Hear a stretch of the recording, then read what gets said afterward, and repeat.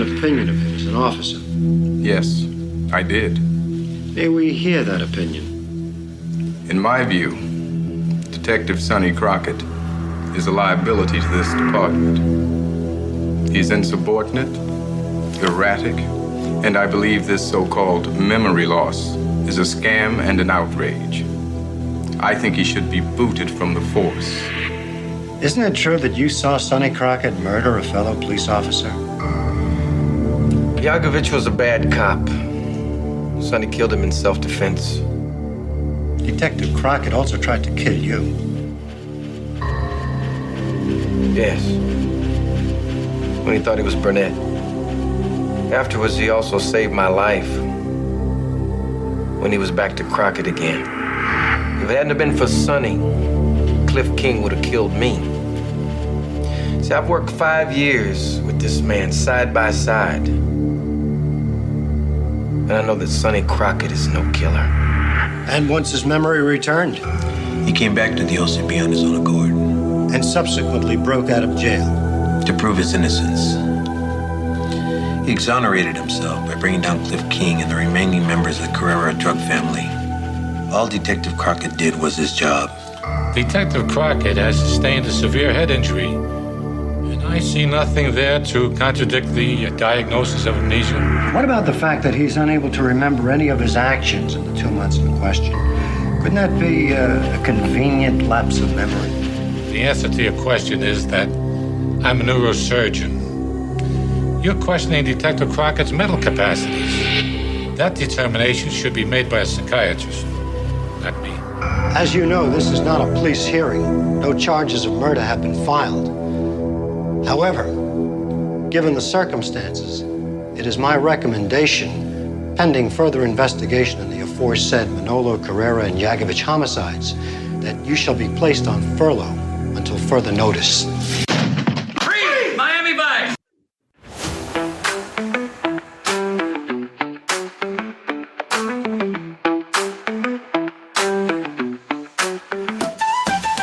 Vice of Miami podcast, season 5, we're back at last.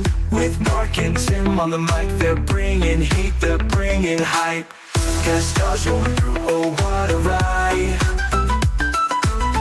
Deep dives in music, let the rhythm guide. Welcome to the Vice of Miami podcast. I'm your host, Tim, alongside my co-host, Mark, and we're thrilled to take you on a journey through the iconic 80s series, Miami Vice.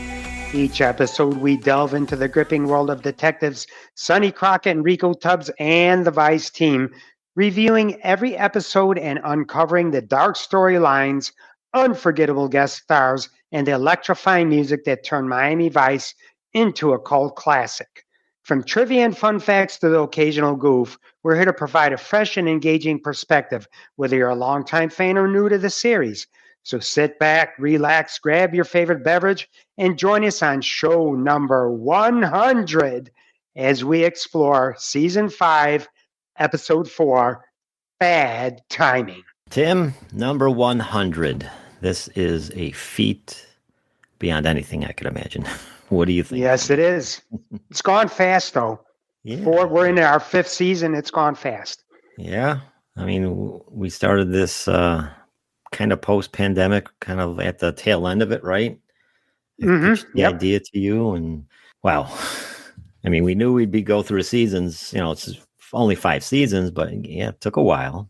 Took a while to get here. 100. I can't believe it. Oh, wait. Doorbell. Hold on. Someone's at the door. Hold on 1 second. Much like the sands of time through an hourglass, 100 episodes seems like an eternity unless you have a great podcast like Vice of Miami. It seems to me that the natural world is the greatest source of excitement, but the greatest source of audio beauty is the Vice of Miami podcast. It is the greatest source of Miami Vice interest. It is the greatest source of so much in life that makes life worth living. Make sure you live life to the fullest and listen to the Vice of Miami. Mark and Tim, congratulations. In all my years of exploration, those two are the creatures I find most curious. Oh, Mr. David Attenborough, thank you for chiming in. Thank you for visiting us. Nice. I told you I have stupid things now and then to celebrate. Yep. If it wasn't stupid, it wouldn't be us, right? You got it. Anyway, this episode is written by Scott Shepard, directed by Virgil Vogel. The original air date, December 2nd, 1988, 94th episode overall. And the production code is 63907-05. And the plot, Crockett's therapeutic time off to recover from his recent ordeal is cut short by two murderous escape cons.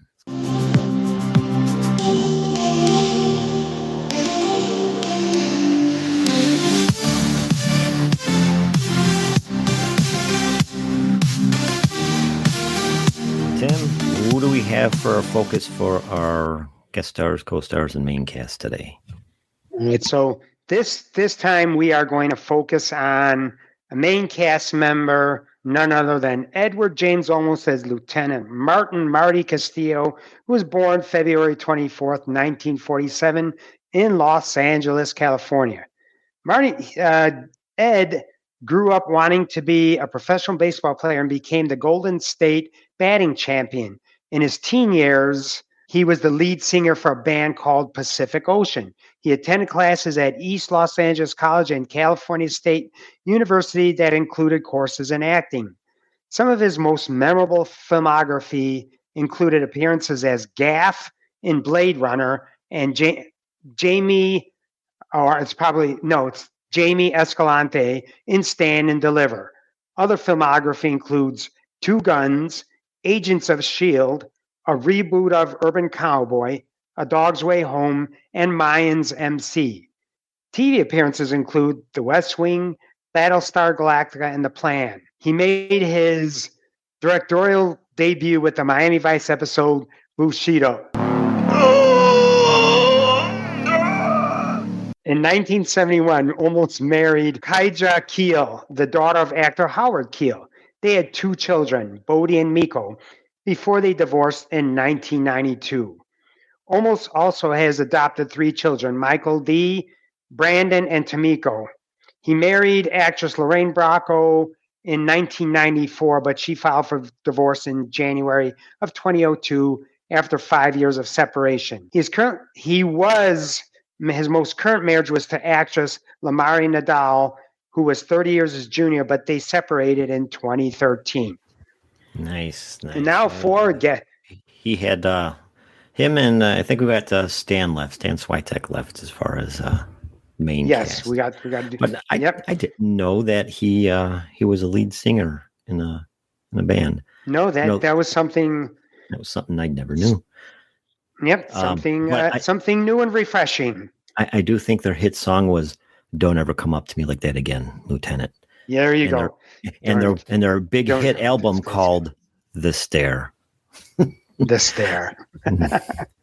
So to round out the guest stars, we have Melissa Leo as Kathleen Gilchrist, and Melissa was of Homicide: Life on the Street fame and many other things. William O'Leary as Scotty McKenna, Pruitt Taylor Vince as Cruz, Gary Farmer as Wilson, and Stephanie Roth as Dr. Samantha Phillips.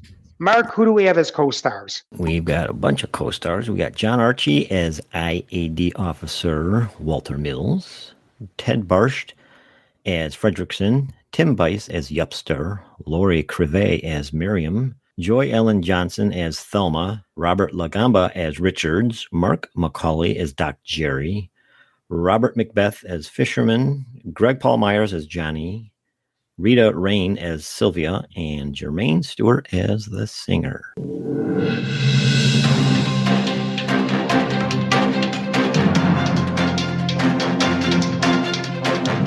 So for some Miami Vice in the news, we have Edward James Olmos will appear in the movie Office Romance, which is currently in filming with a yet-to-be-announced release date. Hold on, Tim. I gotta get this. Hold on a second. I am the one who knocks. Listen, Vice of Miami podcast. You guys create something special in your podcast. Just like me, you do it in a dark basement, making sure everything is perfect, not releasing product unless it's pure. 100 shows, Way to go. Walter White chiming in. Thank you, Walter. Continue to do what you do down in the basement. And we'll continue what we do.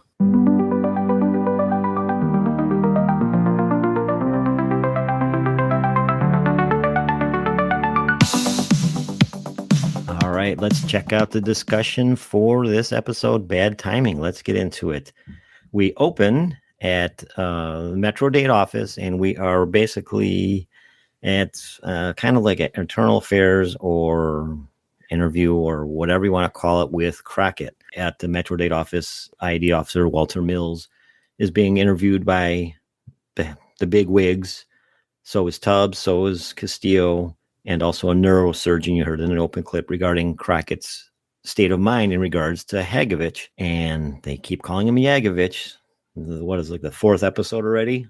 But they're kind of getting down to the meat and potatoes here. Something they should have done last episode, but whatever. And also about the Carrera and Manolo murders. While Mills feels that the memory lapse was convenient in a scam, Tubbs and Castillo were firmly sided with Crockett, especially since he returned to OCB on his own accord and took down the cartels. And a neurosurgeon here confirms, the amnesia is consistent with the head injury that he suffered. So obviously, as you heard in light developments, they're not going to take any action until Crockett here completes a departmentally mandated furlough and sees a psychiatrist. So after the interview, Crockett and Tubbs are outside there chatting, and Crockett can't believe that he himself couldn't have done those things and wonders what kind of person he is. So now we're at the Florida State Prison, and a riot breaks out in the middle of a rock concert. And during this riot, two prisoners, Wilson and Cruz, are smuggled outside in cases. The man who organized the breakout gives the escapees guns, and they promptly betray and shoot him. Meanwhile, in a quick scene and some back and forth scenes, Crockett stops by a psychiatrist's office and is starting his usual small talk. Then we see the escapees stop by the house of Scotty McKenna, their partner in crime, to get some drinks and a treasure map. Back at the shrink's office, Crockett is still spilling his feelings and thoughts about undercover work and the typical work he does. Back with the escapees, they tie up Scotty's wife, Miriam, with her boombox speakers on their way out. They are driving somewhere and seem at odds with Scotty. Now back again with Crockett. He's talking about his friends, his partners, especially Tubbs, thinking he could become Burnett again. Even he is having self-doubt. The doctor validates Crockett's fears and says it'll take time. She says he needs a vacation. The next thing we see is Crockett on a motorcycle heading out of Miami. When anything went down, my friends were always there for me. Rico. God, I love that guy. But now he's afraid of me. Rico thinks, they all think, that I could become Burnett again.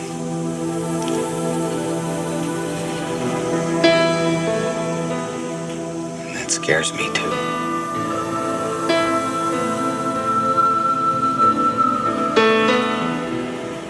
Would you trust me?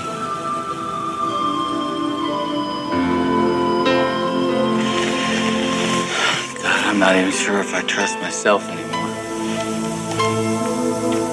So now the trio here stop for gas somewhere, and while filling up a van, mind you, they're filling up a van, not a convertible, which they were in, and they're attempting here to get free gas, saying they're not going to pay for it from the clerk. And this whole thing was kind of goofy. The clerk is just in like a little hut at a gas station. I don't know. But she's unfazed at the gun they pulled because she has bulletproof glass there, but yet in the ensuing scene here, when they dump gas on the pay booth and set it ablaze, the door just falls open to the outside. It was really a cheaply secured door. So she's like, you can't shoot me. I got bulletproof glass. Okay, well, I'll just go to the back door. But anyway, I was going to say, why didn't they just do that to begin with instead? Right. But they had to have the dramatic effect. Let's light her on fire. Let's light her. Because they're sociopaths. Right.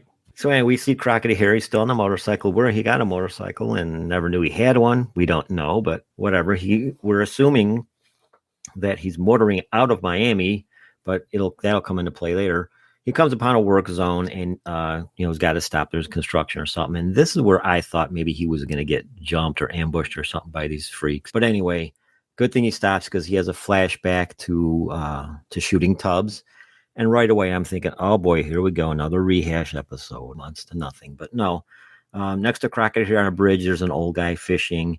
And he starts chatting up Crockett about fishing, and this stirs up another flashback to when he was on the boat that blew up in the bay near Miami there. But again, I'm like, oh, I just hope these flashbacks are kept to a minimum, rather than a rehash story. But anyway, Crockett continues on going wherever he's going.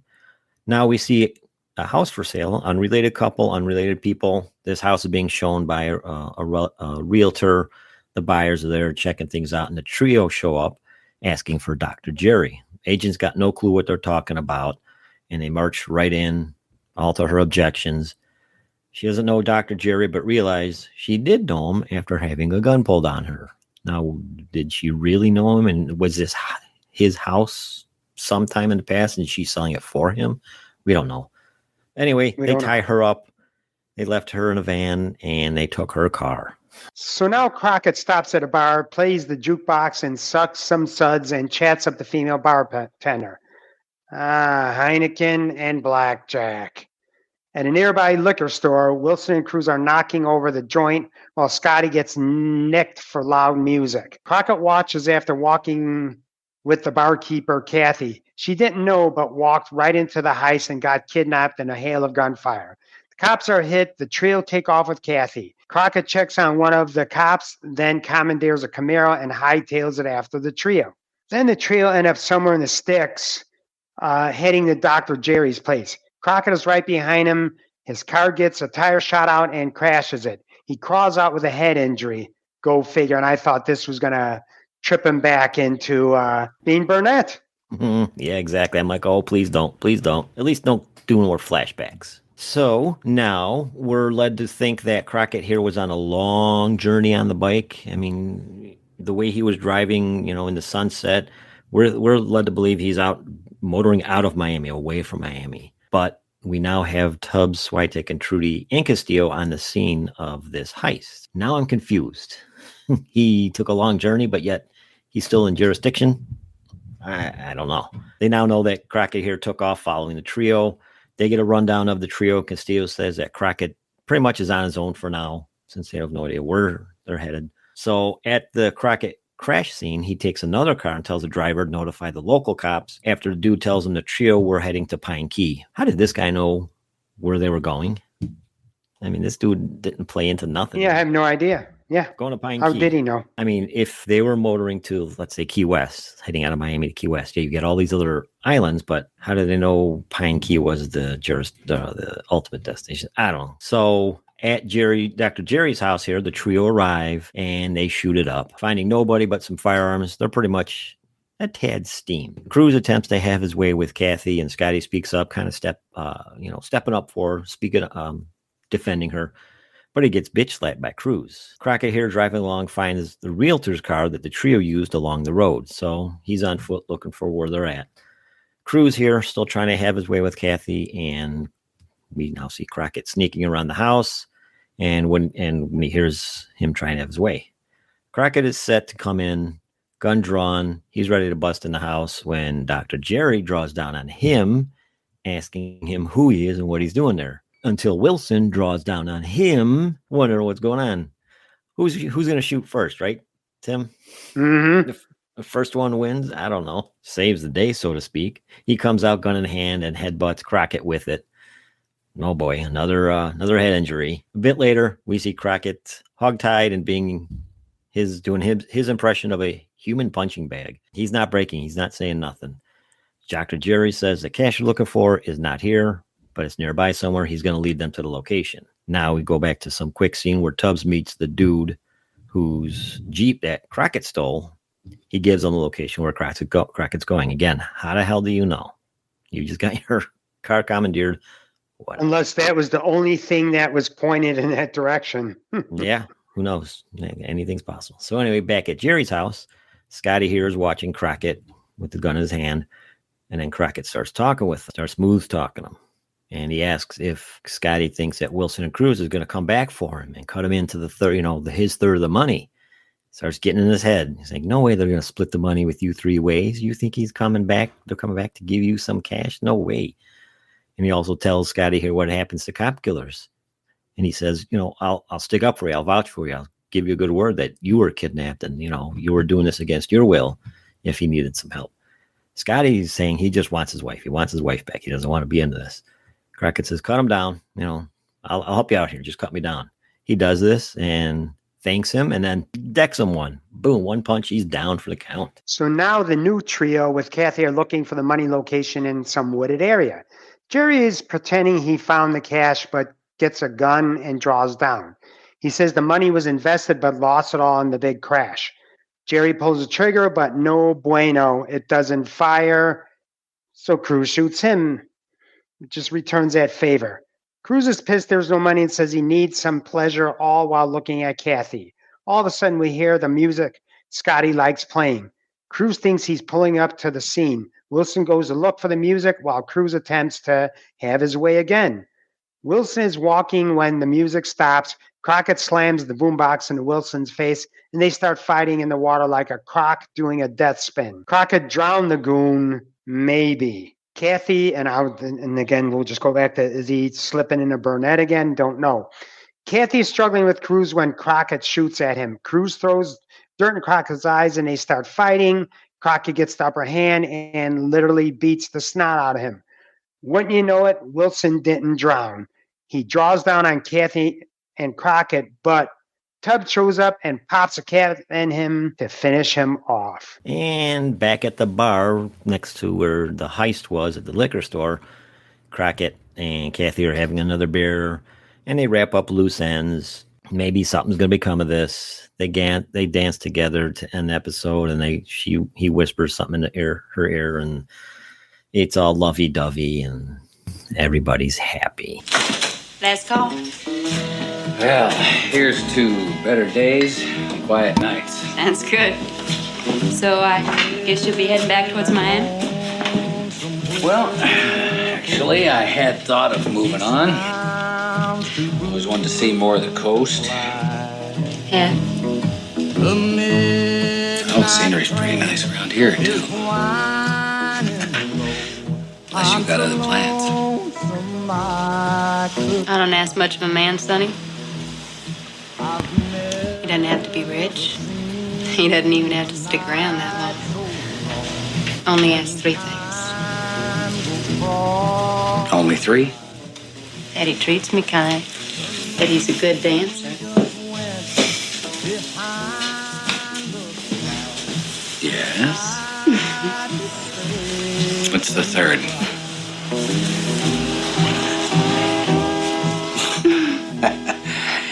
Well, 2 out of 3 ain't bad.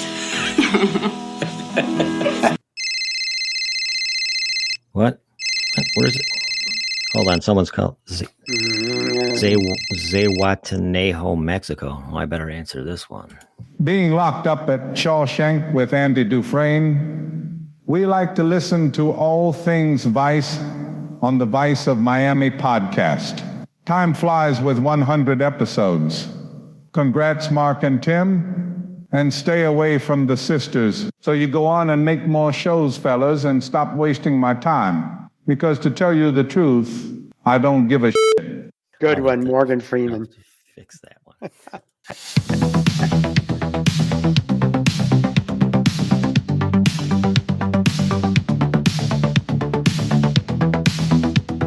All right, time for the ratings. IMDb gives us a 7.2. Tim, your thoughts on this one?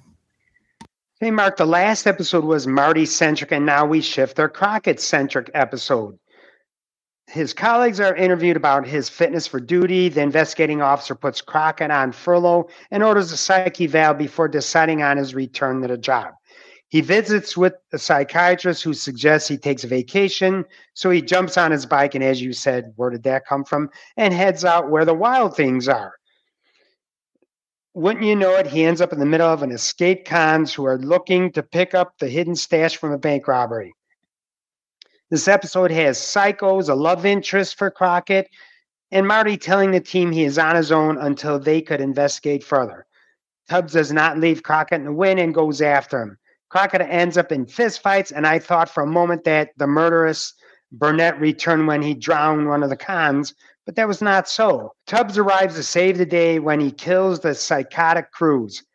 Crockett being out in the sticks reminded me of the Glades episode. I liked it, but there really wasn't much flair, so 7.2 hits the mark. What do you think? I'm going to say maybe a 6.5 tops on this episode. The plot point, in Crockett being focused on his return and the struggles of him coming to grips with the whole idea from, remember, episode 1, what does his wife say? You're all players, Sonny. This is all coming full circle. Is he finally coming to grips that really he is just a player and he doesn't know up from down? Who knows? And then, like I said, when we hit the second flashback, I'm thinking, oh boy, here we go. More rehash to save the writers from getting hand cramps. And from what you said last episode, you thought Don was maybe in a contract issue. I'm like, oh boy, here we go.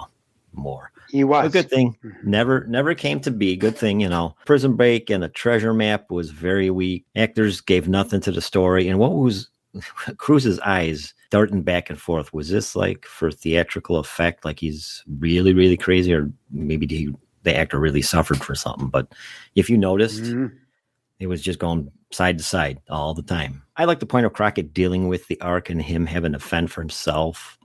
And then finally Tubbs coming back at the end, sort of like, I've got your back again, partner. Don't worry about it. I'm with you. I think that was good. That was good. That fact should have been played out more prominently and strongly in the story. The plot point should have been more substantial rather than some mopes looking for lost money. More Crockett centered pretty much to shake the cobwebs. He's seeing a psychiatrist here, maybe the story based on his past that wants to amend for something, not, forgive us our debts type, but something along them lines would have been good. But story had potential, but just was not. Hold on. Another. Uh-oh. This ain't good. This Pine Barren. Oh boy. Pine Barrens. Vice of Miami. Congrats on number 100.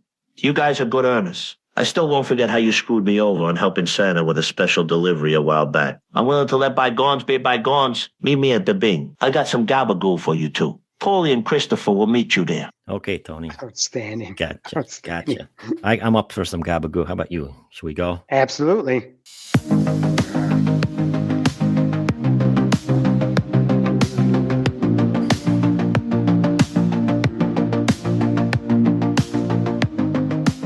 So now we're going to talk about some music for this episode. First up, we have Don't Talk Dirty to Me by Jermaine Stewart, and it was performed live at the prison. Next was Power and Freedom by Iggy Pop, and that was on Scotty's boombox while riding with Wilson and Cruz. I'm So Lonesome I Could Cry by Hank Williams, which was on a jukebox, and Cold Metal by Iggy Pop, and that was on Scotty's boombox outside the store. The boombox. And we don't have any credited Tim Truman music, but I think there was some on the radio itself here and there. That's that I read that it was Tim Truman created music for the boombox, but I don't know about that. Oh, hello. Can I? Oh, we better. Sir, nice to meet you. Look, the Vice of Miami podcast has been a pleasurable podcast to listen to. 100 episodes is no small feat. It's the determination and skill and hard work and American innovation of both Mark and Tim that make the podcast the best around. Mark and Tim cover all things Vice, guest stars, music, trivia, and I especially like the mindful music portion. They always have such inspirational words for all generations. I am biased a little. After all, we are some Chicago brothers after all. We all stand united in listening to Vice of Miami. God bless Mark and Tim. God bless the Vice of Miami. And God bless the United States of America. Thank you all. Congrats.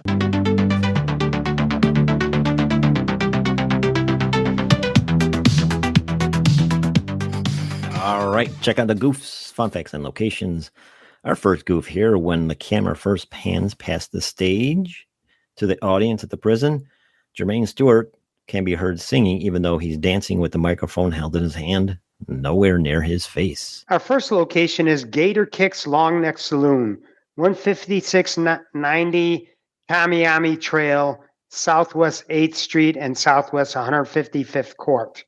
In Miami, that was Kathleen's Bar, the interior, and the location abandoned. And our next goof, while captured by the criminal gang, Crockett takes a severe beating, including several shots to the face. Yet, in the final scene with Kathleen, his face shows no visible injury. And then our final location is the Greenwich Studios parking lot, 12100 Northeast 16th Avenue, North Miami, and that was the prison concert. Ooh, hello, sir. Oh, hello, everybody. Hello, Vice of Miami podcast. We love Vice of Miami podcast. And a very special hello to Mark and Tim. You know why?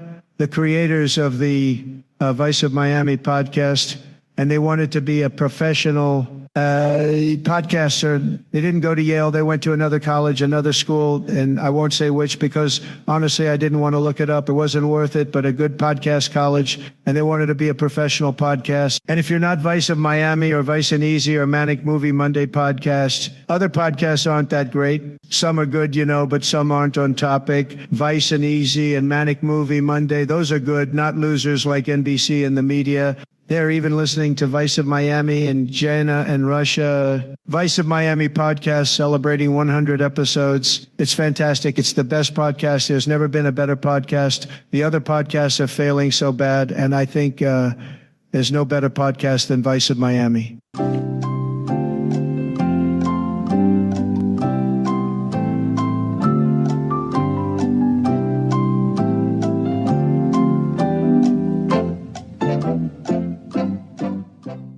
All right, time for trivia.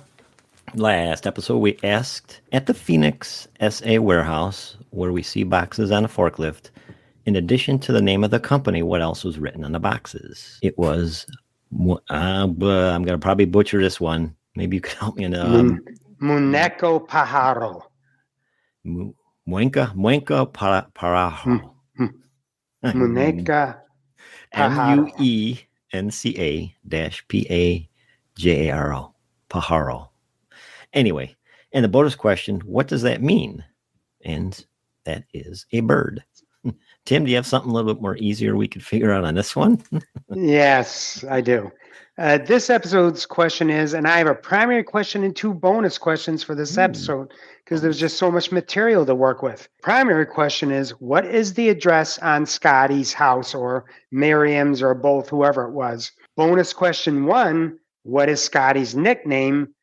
Bonus question 2, what is the slogan for the Heavenly Homes Real Estate Company? You can post your answers on this episode's Facebook post, or you can email us at miamivice@duck.com.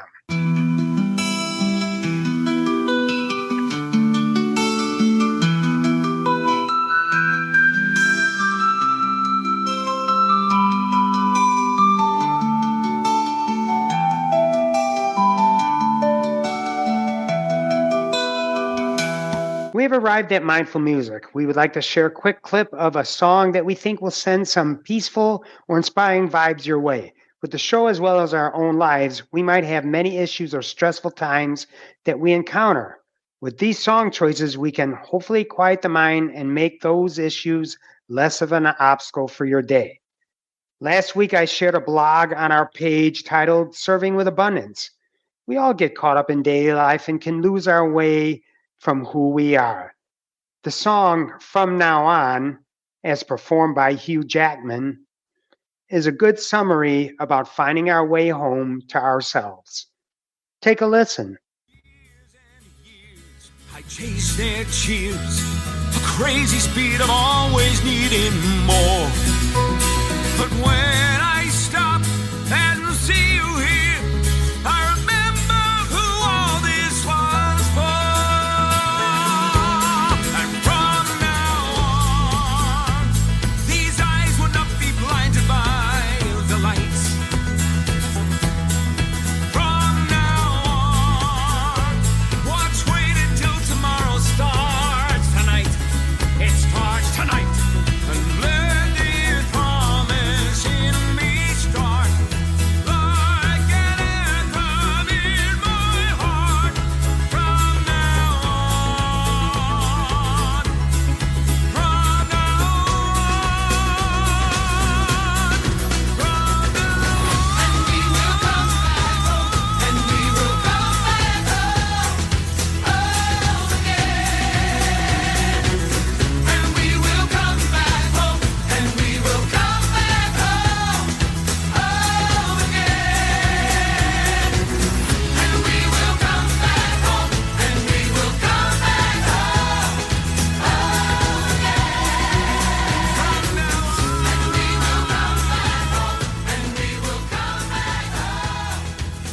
And thanks to you all for tuning in to the Vice of Miami podcast. 100 episodes.